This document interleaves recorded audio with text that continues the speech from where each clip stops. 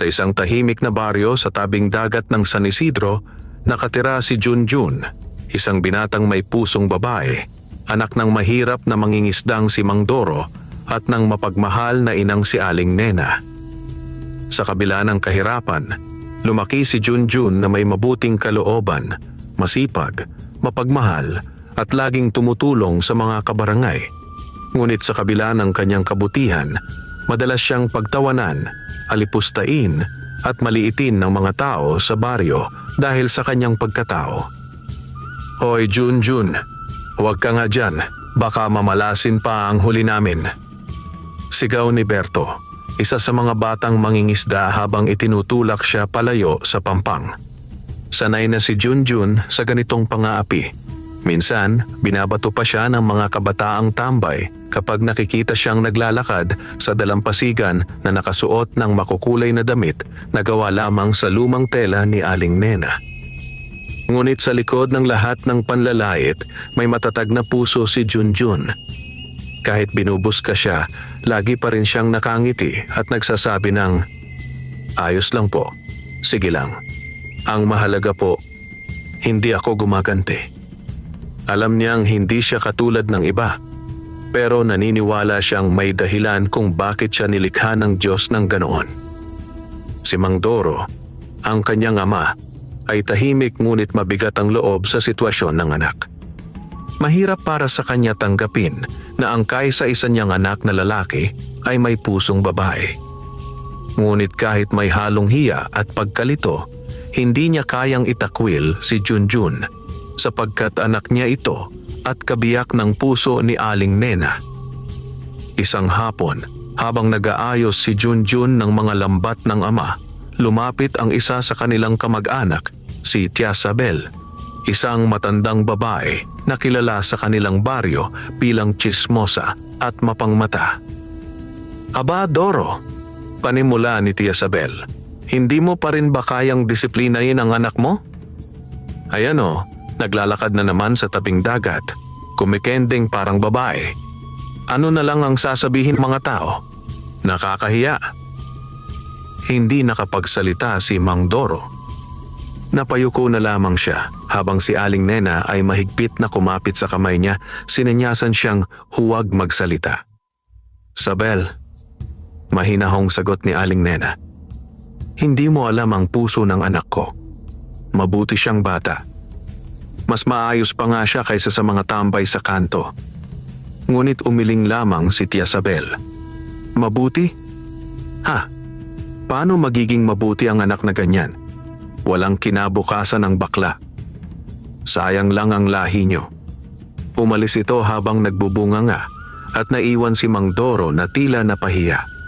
Ngunit si Junjun, na nakarinig ng lahat, ay tahimik lamang na umiyak sa gilid ng dagat. Kinagabihan, lumabas si Junjun upang maglakad-lakad sa tabing dagat. Malamlam ang buwan at ang alon ay tila nananabik na sumabay sa kanyang lungkot. Umupo siya sa ibabaw ng isang malaking bato at nagdasal. "Panginoon," wika niya habang pinupunasan ang luha, "bakit po ganito? Wala naman po akong ginagawang masama, pero bakit po nila ako kailangang maliitin?"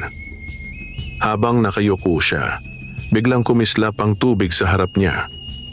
May tila ilaw na lumulutang sa dagat, parang bituin na nalaglag mula sa langit.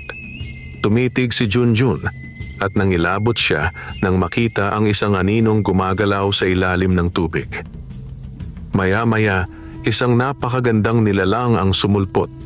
Isang sirena, may mahabang buhok na kumikintab sa ilalim ng buwan at mga matang tila kumikislap ng luha ng karagatan. "Bakit ka umiiyak, kaibigan?" mahinahong tanong ng sirena na ang tinig ay parang musika ng alon. Napadda si Junjun. Si sirena ka ba?" Halos hindi makapaniwala niyang sambit. Ngumiti ang sirena. "Ako si Marilag, tagapangalaga ng dagat na ito. Narinig ko ang iyong panaghoy gabi-gabi. Bakit ka nag-iisa at malungkot?" Hindi na napigilan ni Junjun ang kanyang damdamin. Ikinuwento niya kay Marilag ang lahat, ang kahirapan nila, ang mga pangungutya ng mga tao at ang sakit ng hindi pagtanggap sa kanya. Tahimik lamang na nakikinig ang sirena at sa bawat salita ni Junjun ay kumikintab ang mga mata nito sa awa. Hindi mo kailangang ikahiya kung sino ka, Junjun, wika ni Marilag. Ang puso mo ay dalisay at iyon ang mas mahalaga kaysa sa anyo o tinig. Ang dagat ay hindi namimili kung sino ang karapat-dapat sa kanyang kayamanan. Ang tanging hinahanap nito ay kabutihan. Habang sinasabi ito ng sirena, tila may liwanag na bumalot sa paligid. Ang alon ay kumalmang parang yakap ng kalikasan at sa sandaling iyon, naramdaman ni Junjun na may nagmamahal sa kanya. Isang nilalang na hindi nanghusga, hindi tumawa, kundi nakaunawa. Babalik ako bukas, sabi ni Marilag, at ipapakita ko sa iyo ang hiwaga ng dagat na hindi nakikita ng mga taong mapanghusga. Ngumiti si Junjun sa unang pagkakataon matapos ang matagal na panahon. Salamat, Marilag. Hindi ko akalaing may makakaintindi sa akin. Lumubog ang sirena sa alon, nag-iiwan ng mga kumikislap na bula sa ibabaw ng tubig. Sa gabing iyon, umuwi si Junjun na may bagong pag-asa sa puso. Na marahil, hindi siya nag-iisa sa mundong ito. Ngunit hindi niya alam, ang pagkakaibigang iyon sa sirena ay magdadala sa kanya sa isang kapalarang hindi niya inaasahan. Isang pakikipagsapalaran na magbabago sa kanyang buhay magpakailanman. Kinabukasan, bago pa sumikat ng lubos ang araw, maagang bumangon si Junjun. Habang nag-aayos siya ng mga lambat, hindi niya maiwasang mapangiti sa alaala ng nagdaang gabi. Ang unang pagkikita nila ni Marilag, ang sirenang tila ipinadala ng langit upang pakinggan ang kanyang mga hinaing. Junjun, bakit parang may ngiti ka dyan? Tanong ni Aling Nena habang niluluto ang tuyo sa uling. Wala po, Nay. Masarap lang po ang simoy ng hangin ngayon, sagot ni Junjun, sabay pahid ng pawis sa noo. Ngunit sa loob-loob niya, sabik na siyang bumalik sa dagat. Nang tanghali, matapos tumulong sa kanyang ama sa pag-aayos ng mga bangka, nagpaalam siya. Tay, maglalakad-lakad lang po ako sa dalampasigan. Tamang oras yan, anak. Pero huwag kang lalayo. Alam mong malakas ang agos kapag hapon. Paalala ni Mang Doro. Opo, Tay, sagot ni Junjun. Ngunit sa puso niya, alam niyang tutuparin niya ang pangako kay Marilag. Sa Pampang, ang mga alon ay tila marahang humahalik sa buhangin. Ang hangin ay malamig at ang langit ay nag-aalab ng ginintuang kulay. Umupo si Junjun sa parehong batong pinagsandigan niya kagabi. Ilang sandali pa, tila may kumislap na liwanag sa ilalim ng dagat. Marilag, mahinang bulong niya, at tila narinig siya ng alon. Mula sa kalaliman muling lumitaw si Marilag, taglayang ngiti na parang sinag ng buwan. Bumalik ka nga, kaibigan, sabi ng sirena. Akala ko'y matatakot ka na sa akin. Bakit naman ako matatakot? Ikaw lang yata ang nakausap kong hindi nanghusga sa akin, sagot ni Junjun, sabay ngiti. Ngumiti rin si Marilag. Ang dagat ay may sariling pandinig. Naririnig nito ang mga pusong may sugat, kaya ako narito upang pagalingin ka sa paraang alam ko. Lumapit ang sirena sa mababaw na bahagi ng tubig at inilahad ang palad. Sa kanyang kamay, may isang maliit na kabibe na kumikislap ng malagintong liwanag. Junjun, ito ang mutyang kabibe. Isuot mo ito tuwing pupunta ka rito. Habang suot mo ito, maririnig mo ang mga bulong ng dagat. Mga lihim ng kalikasan na hindi kayang marinig ng karaniwang tao. Kumuha si Junjun ng hangin, parang hindi makapaniwala. Marilag, bakit mo ito ibinibigay sa akin? Dahil mabuti ang puso mo, sagot ni Marilag. At alam kong darating ang araw na kakailanganin mong gamitin ang lakas ng karagatang ito upang ipagtanggol ang sarili mo. Tinanggap ni Junjun ang kabibe. Pagdampi nito sa kanyang palad, biglang bumigat ang hangin at tila may marahang bulong na umalingaw-ngaw sa paligid. Ang kabutihan ay yaman. at ang yaman ay magmumula sa kabutihan. Narinig mo yon? Tanong ni Junjun nang lalaki ang mga mata. Ngumiti si Marilag. Oo, iyon ang tinig ng dagat. Binubuksan mo na ang iyong pandinig sa mga nilalang na matagal nang nakatago sa mata ng mga tao. Habang pinag-uusapan nila yon, dumaloy ang kalmadong katahimikan sa paligid. Ngunit sa di kalayuan, may mga matang lihim na nakamasid, si Berto at ang dalawang kabarkada nitong tambay. Tingnan mo yung bakla, kinakausap ang tubig. Bulong ni Berto, sabay tawa. Baka nababaliw na yan.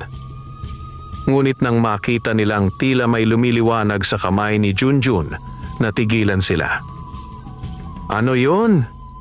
Tanong ng isa. Parang kabibe na kumikintab. Kung ano man yan, sagot ni Berto. Baka may pera sa likod niyan. Bukas, babantayan natin siya. Hindi alam ni Junjun na may mga mata nang naiinggit at nagbabalak sa kanya. Pagkatapos ng kanilang pag-uusap, lumubog na muli si Marilag. Bukas ulit kaibigan, may ipapakita pa akong mas mahalaga kaysa sa kahit anong ginto. Oo, babalik ako, sagot ni Junjun habang mahigpit na hawak ang mutyang kabibe. Pag-uwi niya, ramdam niyang may kakaibang lakas sa kanyang dibdib. Habang naglalakad pa uwi, napansin niyang ang mga isdang nahuhuli ng lambat ng kanyang ama ay mas marami kaysa karaniwan. Junjun, tingnan mo to, sigaw ni Mang Doro. Hindi pa ganito karami ang huli natin dati. Para bang pinagpala tayo ngayon. Ngumiti si Junjun at lihim na tumingin sa dagat. Salamat Marilag, bulong niya sa sarili. Subalit sa likod ng lahat ng biyayang ito, nagsisimula na rin ang inggit at pagdududa ng mga kapitbahay. May ilan nang nagsasabing baka may sumpa ang pamilya nila o baka raw may kinalaman si Junjun sa mga kababalaghan. Hindi pa man niya alam, ang kabaitang ito ng dagat ay susubukin ng mga pagsubok na higit pa sa pang-aapi ng tao, mga lihim na magbubunyag kung sino talaga si Junjun at kung bakit siya napili ng sirena. Lumipas ang ilang araw at naging bahagi na ng buhay ni Junjun ang gabi-gabing pakikipagkita kay Marilag sa tabing dagat. Sa bawat pagkikita nila, mas lalo niyang nakikilala ang mundo sa ilalim ng dagat, isang kaharian ng kapayapaan, liwanag at kababalaghan. Ipinakilala ni Marilag sa kanya ang iba pang nilalang dagat, mga diwata ng alon, mga duwending bantay ng perlas, at mga isdang marurunong magsalita kapag tinatawag ng hangin. Junjun, sabi ni Marilag isang gabi, habang magkasabay silang nakaupo sa ibabaw ng malaking bato. Ang dagat ay hindi lamang tahanan ng mga nilalang tulad ko. Ito rin ay tahanan ng mga lihim. Isa ka sa iilang pinahintulutang makakita nito. Bakit ako Marilag? Maraming tao naman dyan na mas matalino, mas maganda, mas sikat. Ngumiti ang sirena. Hindi lahat ng may mata ay nakakakita. Ang puso mo ang pumili ng liwanag, kaya naririnig mo ang tinig ng dagat. Ngunit habang tumitindi ang kanilang pagkakaibigan, lumalalim din ang inggit ng mga tao sa baryo. Nagsimulang kumalat ang mga bulong-bulungan. Bakit kaya parang gumanda ang buhay ng pamilya ni Junjun? Aba, baka may kinakausap na espiritu yung bakla sa dagat. Baka may agimat yan, baka nga aswang. Si Berto at ang kanyang mga kaibigan ang nanguna sa pagpapakalat ng mga tsismis. Nakikita ko yan gabi-gabi nakikipag-usap sa alon. Baka may kinakausap na demonyo. Sigaw ni Berto sa gitna ng tindahan. Napatingin ang mga tao at nagsimulang magtanong-tanong. Sa baryong dati, pinagtatawanan lang si Junjun. Ngayon ay may halong takot at pag-aalinlangan na sa bawat tingin sa kanya. Isang gabi, habang naglalakad si Junjun papunta sa dagat, nasalubong niya si Mang Celso, isa sa matatanda sa baryo. Junjun, iwasan mo na muna ang dagat. Marami ang nagtataka sa mga kakaibang pangyayari. Baka mapagbintangan ka pa ng kung ano. Payo ng matanda. Ngumiti lamang si Junjun. Salamat po, Mang Celso. Pero hindi po masama ang dagat. Doon ko lang po nararamdaman na may nakakaintindi sa akin. Napailing ang matanda. Hindi lahat ng kumikislap ay ginto, anak. Mag-ingat ka. Pagdating niya sa Pampang, naroon na si Marilag, tila may lungkot sa mga mata. Marilag, bakit parang malungkot ka? Tanong ni Junjun. May mga taong nakamasid sa atin, sagot ng sirena. Ang mga inggit at kasinungalingan ay parang alon. Kapag pinabayaan, tataas at tatama sa pampang. Hindi ko sila ginagalaw, sagot ni Junjun. Pero bakit nila ako kailangang husgahan? Lumapit si Marilag at hinawakan ang kamay ng binata. Ganito talaga ang mundo ng tao, kaibigan. Ngunit tandaan mo, hindi kailangang magalit ang alon para lumakas. Sa tamang panahon, babalik sa kanila ang lahat ng kanilang ibinato sa iyo. Binigyan siya ni Marilag ng bagong mutya, isang maliit na perlas na kulay asul. Kapag pinagdudahan kanila, hawakan mo ito. Ang perlas na ito ay magpapatunay ng iyong katapatan. Hindi ito magliliwanag kung may kasinungalingan sa iyong puso. Tinanggap ito ni Junjun at itinago sa dibdib. Sa pag-uwi niya, sinalubong siya ni Aling Nena.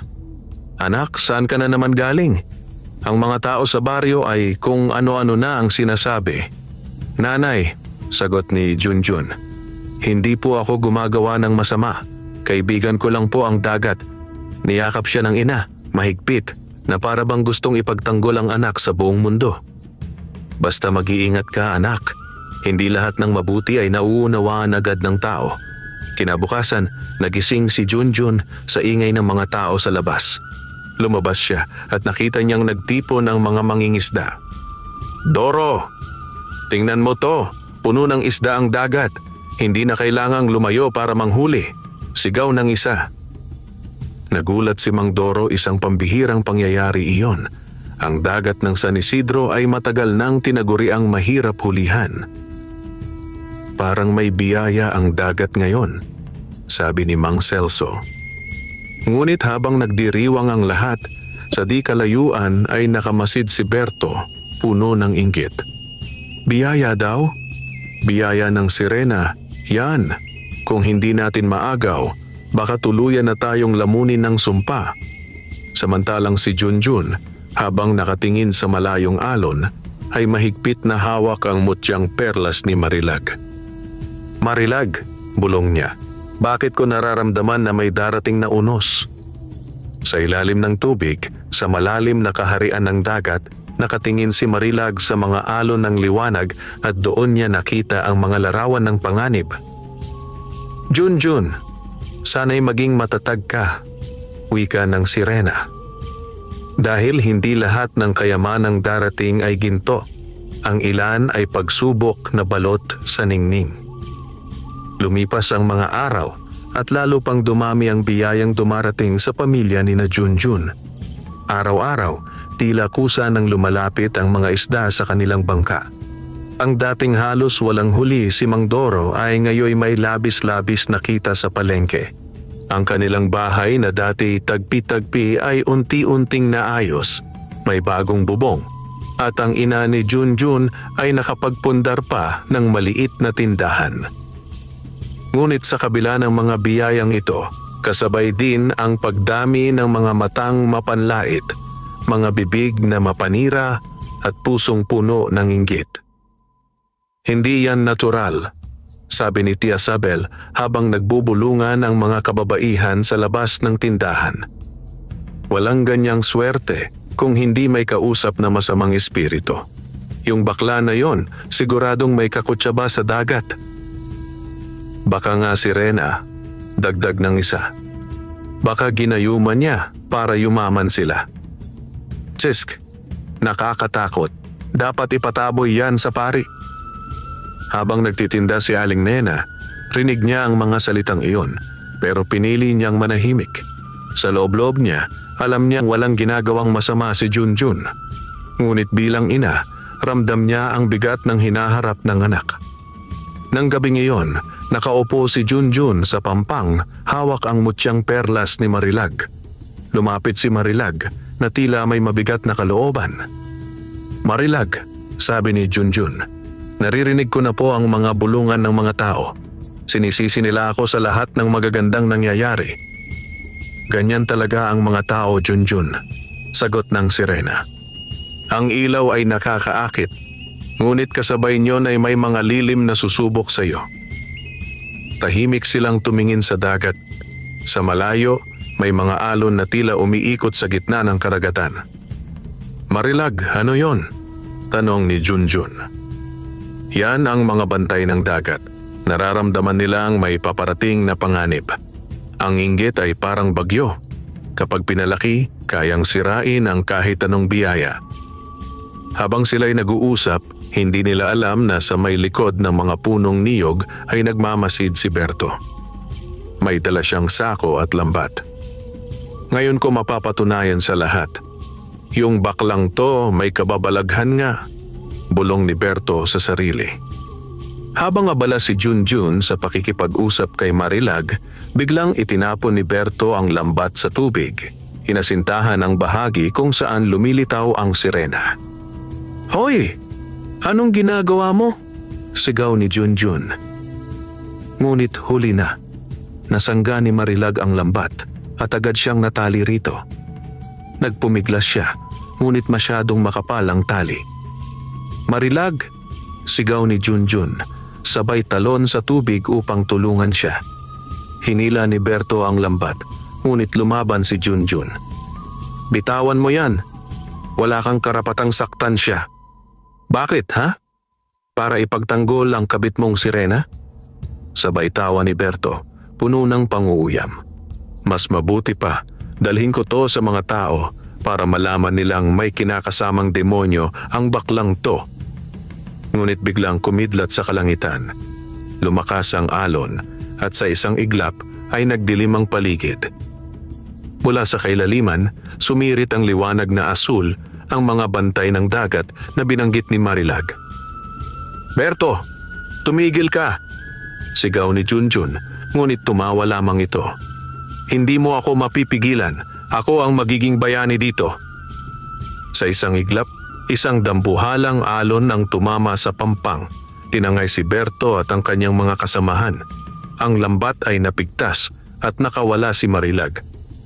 Lumutang siya sa ibabaw ng tubig, sugatan ngunit buhay. "Junjun, umalis ka na." Ang dagat ay galit. Ngunit imbes na tumakbo, niyakap ni Junjun ang sirena. "Hindi kita iiwan.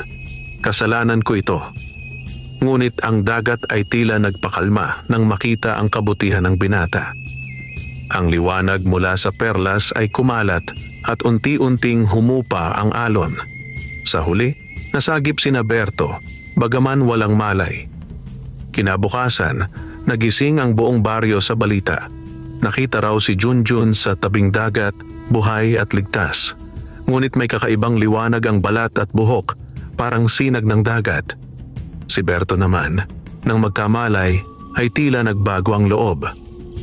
"Junjun, patawarin mo ako," sabi niya habang umiiyak. "Nakita ko ang liwanag ng sirena. Hindi siya halimaw.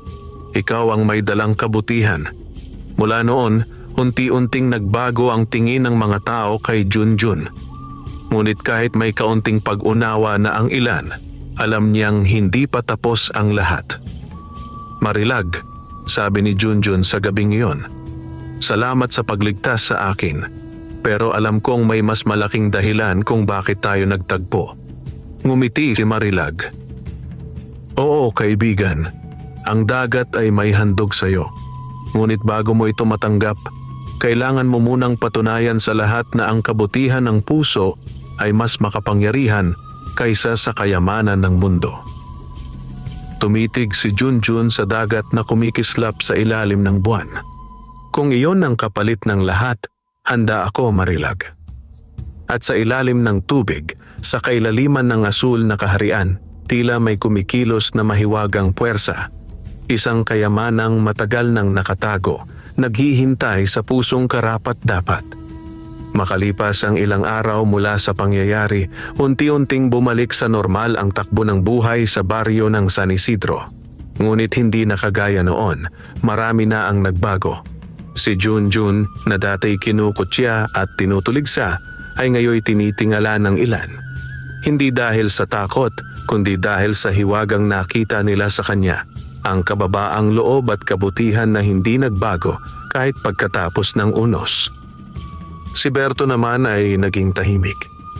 Madalas siyang makitang nakaupo sa gilid ng dalampasigan, nagdarasal o minsan ay lumalapit kay Junjun upang tumulong sa pangingisda. Hindi pa man ganap na nawawala ang hiya sa kanyang ginawa. Ramdam ni Junjun ang sinseridad ng pagbabagong iyon. Berto, sabi ni Junjun isang umaga habang sabay silang nag-aayos ng lambat. Ang mahalaga ay natutunan mong makinig sa puso mo. Hindi na natin kailangang balikan ng nakaraan. Napayuko si Berto. Hindi mo alam kung gaano kalaki ang utang na loob ko sa iyo. Kung hindi mo ako niligtas, baka nalunod na ako. Akala ko noon, ang tibay ng katawan at kayamanan lang ang sukatan ng tao. Pero ikaw, ibang klaseng lakas ang meron ka.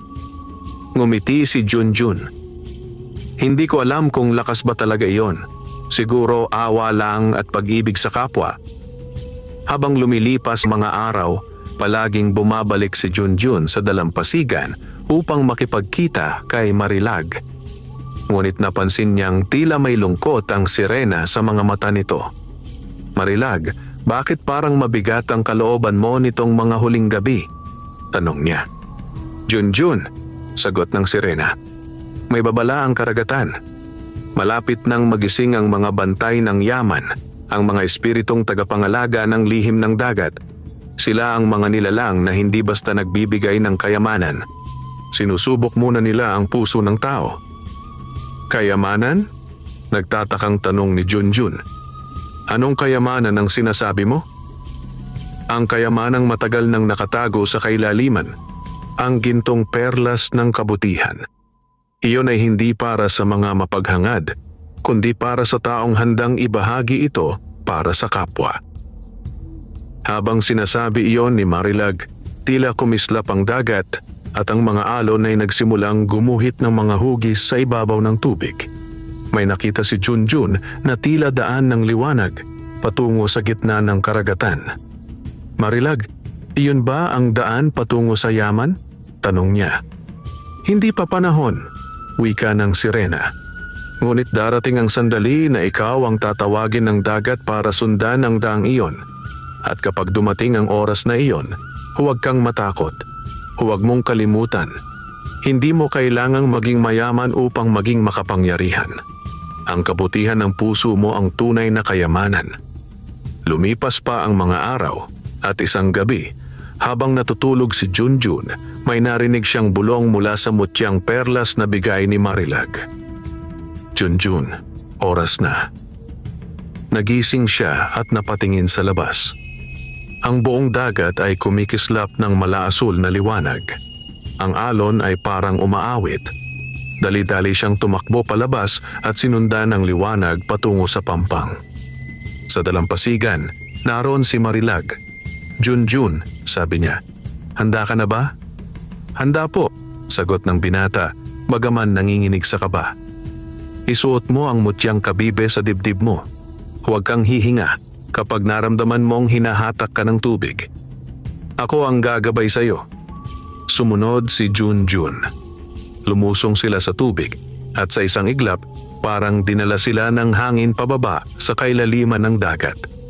Doon niya nakita ang isang mundo ng kagandahan at liwanag, mga palasyo ng korales, mga ilaw na parang bituin sa ilalim ng tubig at mga nilalang na mararahil ay di pa nakikita ng tao kailanman. Sa pinakaloob, naroon ang isang malaking kabibe na kumikislap ng gintong liwanag. Yan ang gintong perlas ng kabutihan, paliwanag ni Marilag. Ngunit hindi mo ito basta makukuha. May 3 tinig kang kailangang pakinggan. Kapag tama ang iyong tugon, magbubukas ang kabibe. Tumahimik ang paligid. Pagkaraan ng ilang sandali, narinig ni Junjun ang unang tinig. Ano ang tunay na yaman ng tao? Sumagot siya agad. ang kabutihan ng puso at ang malasakit sa kapwa. Kumislap ang kabibe. Isinunod ang pangalawang tinig. Ano ang halaga ng pagtanggap? Ang pagtanggap, sagot ni Junjun, ay pagbibigay ng kapayapaan kahit hindi mo lubos na nauunawaan. Muling lumiwanag ang paligid. At ang panghuling tinig, kung bibigyan ka ng kayamanan ng dagat, ano ang gagawin mo? Hindi ko ito aangkinin, sagot ni Junjun. Ipapamahagi ko ito sa mga nangangailangan dahil ang kayamanan ay walang halaga kung ikaw lang ang masaya. Sa sagot na iyon, biglang bumukas ang kabibe at sumilay ang gintong perlas. Ang liwanag nito ay sumanib sa mutyang perlas ni Junjun. Sa isang iglap, umapaw ang liwanag hanggang sa ibabaw ng dagat.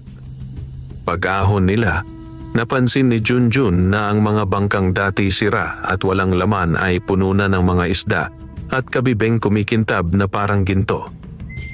Marilag, wika ni Junjun. Ito ba ang biyayang sinasabi mo? Hindi, Junjun, sagot ng sirena habang ngumingiti. Iyan ay gantimpala lamang. Ang tunay na biyaya ay ang puso mong marunong magmahal kahit sa gitna ng pangungutya. Iyan ang dahilan kung bakit ikaw ang napili. Habang lumulubog ang araw sa karagatan, nakatayo si Junjun sa pampang, hawak ang gintong perlas sa dibdib.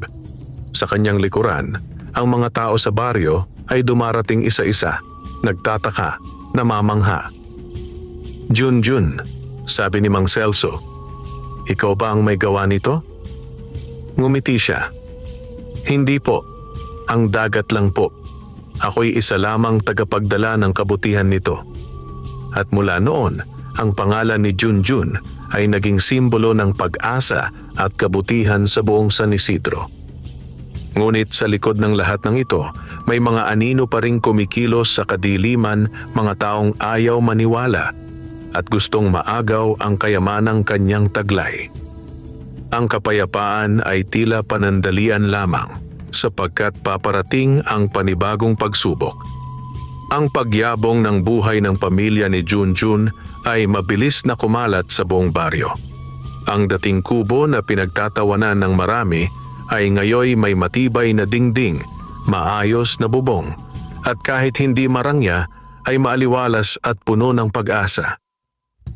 Ang tindahan ni Aling Nena ay dinarayo ng mga tao at si Mang Doro ay iginagalang na ng mga kapwa mangingisda dahil sa dami ng kanyang huli araw-araw. Ngunit sa kabilang dako, may mga pusong hindi matuwa sa kasaganaan ng iba. Sa isang bahay na malapit sa bayan, nagtitipon ang 3 kamag-anak ni na Junjun, sina Choromi, Tia Sabel at pinsan niyang si Elmo, na kilala sa pagiging sakim at mapagmataas. Aba, panimula ni Tia Sabel habang sumisimsim ng kape. Hindi ko talaga maintindihan kung bakit siya pa. Isang bakla, anak ng mahirap, tapos siya pa ang binibiyayaan. May hiwaga yan, dagdag ni Tio Romy. Walang ganitong swerte kung walang kababalaghan. Baka gumagamit ng kulam o may kasunduan sa demonyo sa dagat. Ngumisi si Elmo. Kung anuman yang taglay niya, kailangan nating malaman. Baka kayamanan yan na maaari nating makuha. Kinabukasan, sinundan nila si Junjun habang ito'y papunta sa dalampasigan. Nakita nila itong nakikipag-usap kay Marilag sa may batong malapit sa pampang. Hindi nila marinig ang usapan, ngunit nakita nilang may kumikislap sa mga kamay ni Junjun, ang gintong perlas. Yan yon, bulalas ni Elmo. Iyon ang sikreto ng kayamanan niya. Kung ganon, sabi ni Tia Sabel, kailangan nating maagaw yan bago pa man lumaki ang impluensya ng baklang yan sa buong baryo. Samantala, sa dalampasigan, masaya ang usapan ni na Junjun at Marilag. Marilag, sabi ni Junjun, parang gusto ko pong ibahagi sa lahat ang biyayang ito. Kung pwedeng tulungan din ng dagat ang iba, mas magiging masaya siguro ang buhay dito sa San Isidro. Ngumiti ang sirena. Tama ka, Junjun. Ngunit tandaan mo, hindi lahat ay marunong gumamit ng biyaya. May ilan na kapag nabigyan ng yaman, nawawala ang puso. Biglang tumahimik ang paligid. Ang hangin ay tila ng lamig at ang mga alon ay kumunot. Marilag, ano yon? Tanong ni Junjun. May mga taong may masasamang balak. Ramdam ko ang inggit sa hangin. Sagot ng sirena. Mag-ingat ka, kaibigan. Kinagabihan habang natutulog si Junjun, biglang may pumasok sa kanilang bakuran, ang tatlong kamag-anak. Dahan-dahan silang lumapit sa bintana at nakita nila ang gintong perlas na nakapatong sa tabi ng higaan ni Junjun. Akin na yan, bulong ni Jezabel habang inaabot ito. Ngunit pagdampi ng kanyang kamay sa perlas, biglang nagliwanag ito ng matindi. Napasigaw siya, "Aray! Mainit!" Nagising si Junjun at mabilis na kinuha ang perlas. "Tia Sabel?" Gulat niyang tanong. "Anong ginagawa ninyo rito?" Ngunit bago pa man sila makasagot, pumasok si Mang Doro. May hawak na itak. "Mga walang hiya kayo, pamilya ninyo na nga. Pati kayamanan ng anak ko gusto ninyong nakawin?" Galit niyang sigaw. Tumakbo palayo ang tatlo, takot na takot, habang humahampas ang hangin at alon sa labas na tila nagbabadya ng puot. Pagbalik ni Junjun sa loob, mahigpit niyang niyakap ang perlas. "Marilag, nanganganib ako. Pati mga kamag-anak ko gusto na itong agawin." Lumabas siya at tinawag ang sirena. Mula sa gitna ng alon, sumulpot si Marilag. "Junjun," wika niya, "kailangan mong itago ang perlas. Hindi ito dapat mapunta sa kamay ng mga taong sakim. Ang kayamanang ito ay para sa kapwa, hindi para sa pansariling kasakiman. Tulungan mo po ako, Marilag. Paano ko ito poprotektahan?" Ngumiti ang sirena, sabay inilapit ang kamay sa dibdib ni Junjun. "Mula ngayon, itatali ko sa iyong puso ang lakas ng dagat. Hanggat mabuti ang hangarin mo, walang sino man ang makakakuha ng perlas na ito sa iyo. Ngunit kapag ginamit mo ito sa kasamaan, ikaw mismo ang parurusahan ng dagat." Pagkatapos niyang sabihin iyon, biglang nagliwanag ang buong paligid. Ang perlas ay tila natunaw at sumanib sa dibdib ni Junjun, nag-iiwan ng markang malaalon na kulay asul. Kinabukasan, nagulat ang lahat ng taga-baryo nang makita si Junjun na may kakaibang ningning sa kanyang balat at mata. Parang nagliliwanag ang kanyang presensya.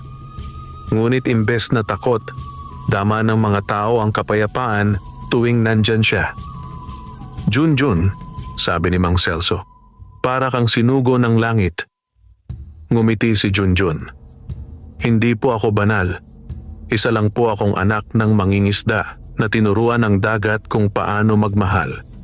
Ngunit sa kabilang dako, si Tia Sabel at ang kanyang mga kasabwat ay nagtatago sa bundok, puno ng galit." "Hindi pa tapos to," sabi ni Tia Sabel. "Kung hindi natin makuha ang kayamanan, tatawag tayo ng taong may kapangyarihan laban sa kanya. Isang albularyong kayang sumira ng sumpa ng dagat." At sa dilim ng gabi, nagsimula silang maglakbay patungo sa kabilang bayan. Dala ang layuning agawin hindi lang ang kayamanan, kundi pati ang dangal at buhay ni Junjun. Samantala, sa dagat, naramdaman ni Marilag ang panganib. "Junjun," bulong ng hangin, "darating ang unos. Handa ka na ba?"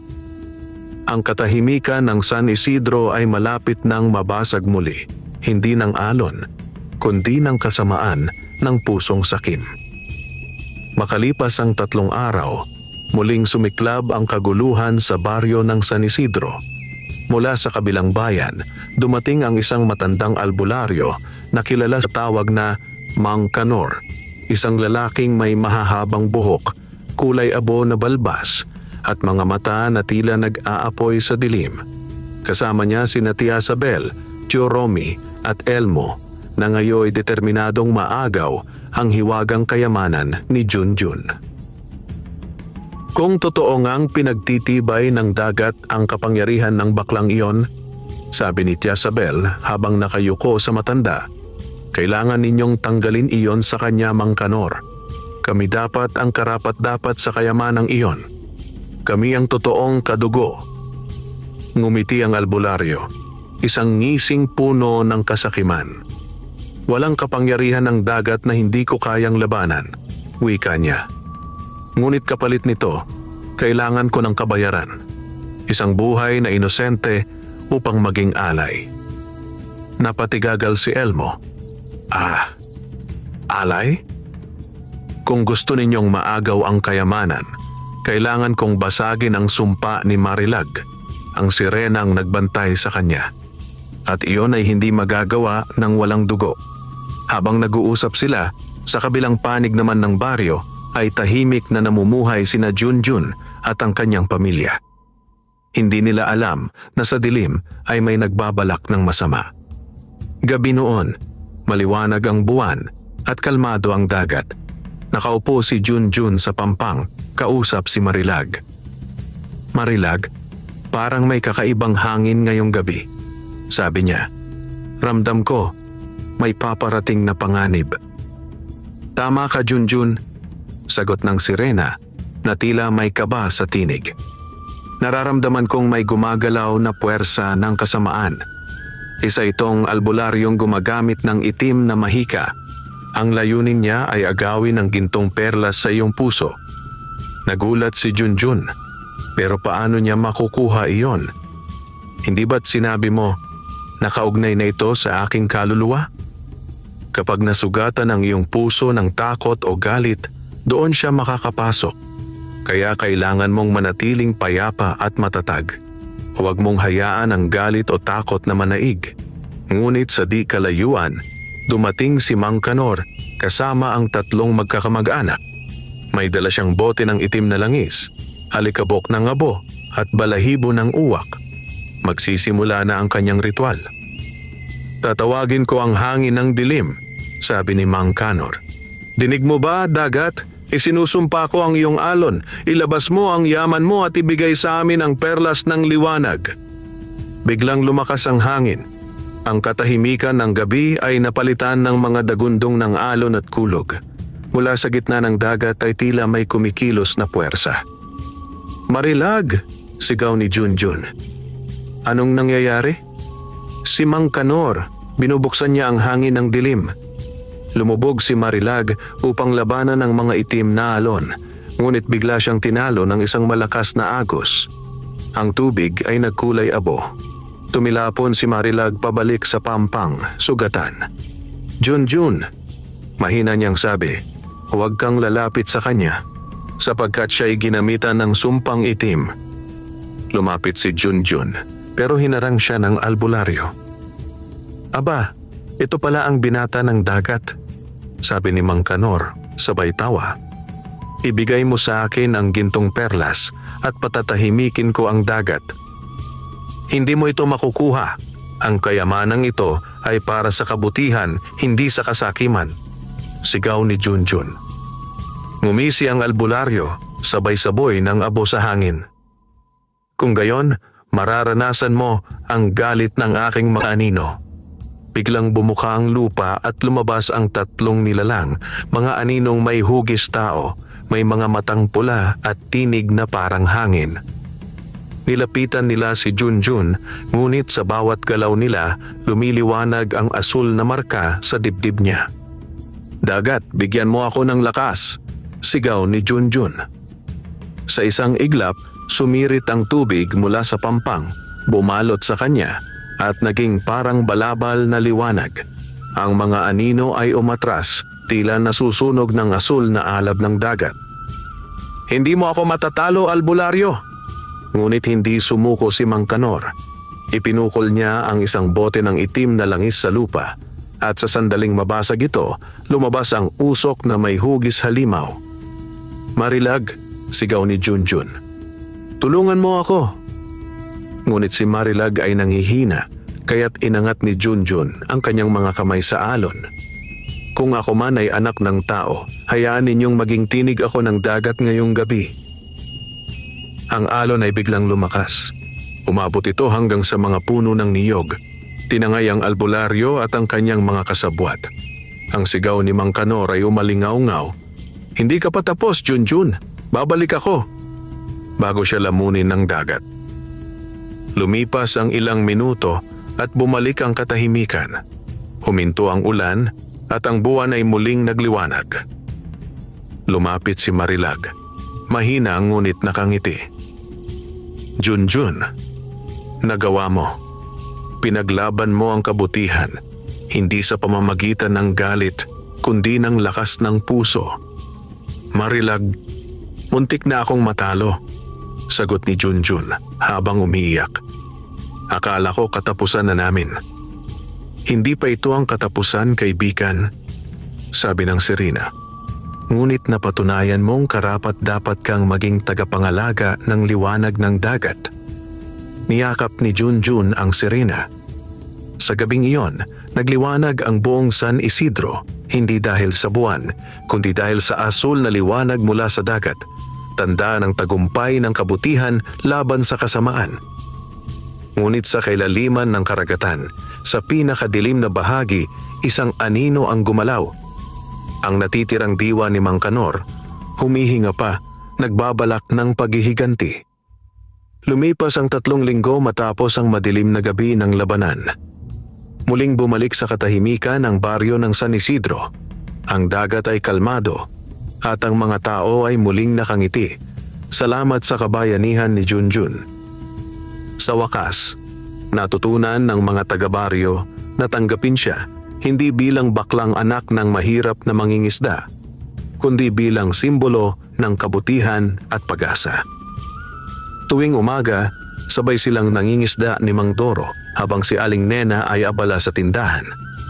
Si Berto, na dating kaaway, ay isa na ngayong tapat na kaibigan at katuwang sa pangingisda. Ang buong baryo ay tila pinagpala sa gana sa isda. Payapa ang pamumuhay at mas matibay ang pagkakaisa ng bawat isa. Ngunit sa ilalim ng kalmadong alon, may kumikilos na hindi nila alam. Sa kailaliman ng dagat, sa pinakadilim na bahagi ng mga korales, unti-unting bumubuo ng anyo ang anino ni Mang Kanor. Ang kanyang katawan ay nababalot ng itim na usok at ang kanyang mga mata ay kumikislap ng pula. "Hindi pa ako tapos, Junjun," bulong niya. "Kung hindi ko makukuha ang perlas sa puso mo, sisirain ko ang dagat na nagbibigay sa iyo ng lakas." Sa pampang, habang nag-aayos ng lambat si Junjun, biglang napansin niya ang pagbabago ng tubig. Ang kulay asul na dagat ay unti-unting nagiging kulay abo. "Marilag," sigaw niya. Mula sa alon, lumitaw ang sirena, pagod at may halatang pangamba. "Junjun," nagising na siya. Si Mang Kanor ay muling nabuhay ngayon, ay isa na siyang espiritong itim ng karagatan. Nagulat si Junjun. Paano siya nabuhay? Ginamit niya ang kadiliman ng mga pusong naiinggit. Ang mga natitirang kasamaan sa paligid ay naging lakas niya. Kapag hindi natin siya napigilan, lulunurin niya ang buong San Isidro. Tumayo si Junjun, mahigpit ang hawak sa mutyang marka sa kanyang dibdib. "Hindi ko hahayaang mangyari yan. Kahit sariling buhay ko pa ang kapalit." Lumubog siya sa tubig kasabay ni Marilag. Sa paglusong nila, nasilayan niya ang dilim ng kailaliman. Mga pusod ng alon na tila may mga matang nagmamasid. Sa gitna ng dilim, lumitaw ang imahe ni Mang Kanor. Ngayon ay kalahating tao, kalahating anino, at tinig na parang hangin sa bagyo. "Junjun!" sigaw ng albularyo. "Bakit mo pinoprotektahan ang kayamanang ito? Ang dagat ay para sa lahat. Bakit ikaw lang ang pinili?" "Dahil hindi ito tungkol sa pag-aari," sigaw ni Junjun. "Ang kayamanang ito ay hindi sa akin, ito ay para sa lahat ng may mabuting puso."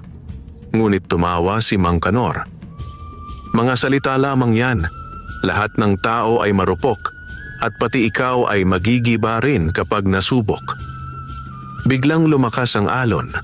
Tinangay si Junjun palayo kay Marilag. Nabulag siya ng liwanag at naramdaman niyang hinihigop siya pababa ng isang malaking puyo. Sa loob ng puyo, narinig niya ang mga tinig ng mga taong minsang nanghusga sa kanya. Bakla. Walang silbi. Walang mararating. Napahawak siya sa dibdib. Humina ang kanyang liwanag. Junjun, sigaw ni Marilag. Huwag mong hayaang kainin ka ng galit. Tandaan mo, ang perlas ay umiilaw lamang kapag mapayapa ang puso. Napaluhod si Junjun sa ilalim ng tubig.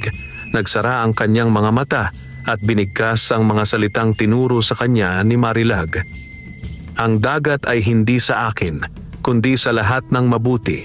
Liwanag ng karagatan, bumangon ka sa kadiliman. Sa sandaling iyon, sumiklab ang asul na liwanag mula sa kanyang dibdib. Ang liwanag ay kumalat sa buong dagat, nilamon ang kadiliman ni Mang Kanor. Ang mga alon ay nagliwanag at ang mga isda ay tila sumasayaw sa liwanag ng kabutihan. Hindi, sigaw ni Mang Kanor habang natutunaw sa liwanag. Ang liwanag na yan ay susunog sa lahat ng kasinungalingan. At sa huling sigaw, naglaho ang kanyang anino, tuluyan ng nilamon ng dagat. Pag-ahon ni Junjun, sinalubong siya ng liwanag ng araw. Ang langit ay maliwanag at ang hangin ay sariwa. Sa pampang, nagsipuntahan ang mga tao sina Mang Doro, Aling Nena, Berto, at maging ang mga dating kamag-anak niyang minsang nanira sa kanya. Junjun, sigaw ni Aling Nena habang niyayakap ang anak. Anak, buhay ka. Salamat po, nanay. Salamat po, tay. Mahina niyang sabi. Tapos na po ang dilim. Lumapit si Marilag, nakangiti at may luha sa mga mata. Ginawa mo ang hindi kayang gawin ng marami. Ang dagat ay huminga muli. Salamat sa'yo. Ngumiti si Junjun. Hindi po ako nag-iisa, Marilag. Nandito ang pamilya ko, ang mga tao sa baryo, at ikaw. Ngunit sa loob ng kanyang dibdib, naramdaman niyang unti-unting naglalaho ang liwanag ng perlas. Marilag, bakit nawawala ang liwanag? Dahil nagawa na nito ang tungkulin nito. Ang kayamanan iyon ay hindi kailangang manatili sa isa. Ang kabutihan mo na ang magiging bagong liwanag ng San Isidro. Pagkatapos ng mga salitang iyon, unti-unting lumubog si Marilag sa dagat, nakangiting nagpaalam. Babalik ako kapag kailangan mo muli ng gabay, Junjun. At mula noon, naging tahimik muli ang San Isidro. Si Junjun ay naging huwaran ng kabaitan, pagtanggap at katapangan. Ang mga tao, kahit pa may mga pagkakaiba, ay natutong magmalasakit at magtulungan. Tuwing gabi, kapag tahimik na ang lahat, nauupo si Junjun sa pampang at tumitingin sa dagat. Marilag, bulong niya, salamat sa pagtuturo kung ano ang tunay na kayamanan. At sa alon ng dagat, tila may boses na sumasagot, mahinahon ngunit puno ng pag-ibig. Ang kabutihan, Junjun, iyan ang yaman ng puso. Ang hangin ay humaplos sa kanyang muka at ang dagat ay kumislap sa ilalim ng buwan. Tanda na ang liwanag ng kabutihan ay hindi kailanman mawawala hanggat may pusong marunong magmahal at magpatawad. Wakas.